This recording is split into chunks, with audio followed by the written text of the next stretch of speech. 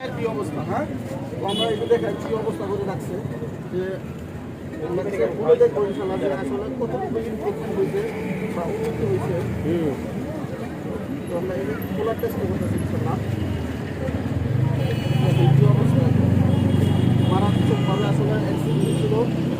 এই কাজটা যে অমানবিক কাজটা করছে আসলে আমরা জানি না। শুনেছি যে ট্রাকের মধ্যে মানে এই দুর্ঘটনা হয়েছে না।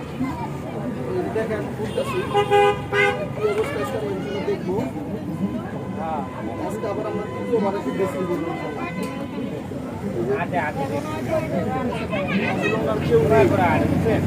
মানসিক ভারসাম্য ওনাকে যদি আপনারা কেউ চিনেন ভিডিওটি আপনারা শেয়ার করে আত্মীয় স্বজন বা পরিবারের কাছে পৌঁছে দেওয়ার চেষ্টা করবেন যেন ওনারা ওনার সন্ধান পেয়ে ওনাকে নিয়ে ব্যবস্থা করতে পারে।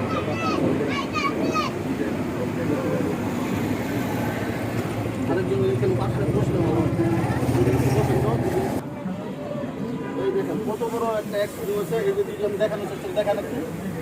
এই দেখেন এই দিক থেকে একবার এই পর্যন্ত এবং দেখেন এই যে পায়ের এই দিক থেকে দেখেন এই যে কী পরিমাণ বড় ধরনের একটা অ্যাক্সিডেন্ট বা দুর্ঘটনা হয়েছে। তো আমরা ইনশাল্লাহ চেষ্টা করবো এটা পরিষ্কার করে দেওয়ার জন্য চেঞ্জ করে নিচ্ছি। যেহেতু ময়লা লাগছে তাহলে ইনফেকশন হওয়ার সম্ভাবনা যেন না থাকে আমরা যতটুকু পারি মেনটেন করে ইনশাল্লাহ চেষ্টা করবো।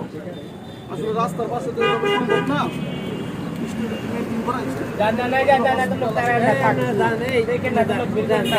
আপনারা বিল করেন না ভাই, উপরে যে ময়লাটা আছে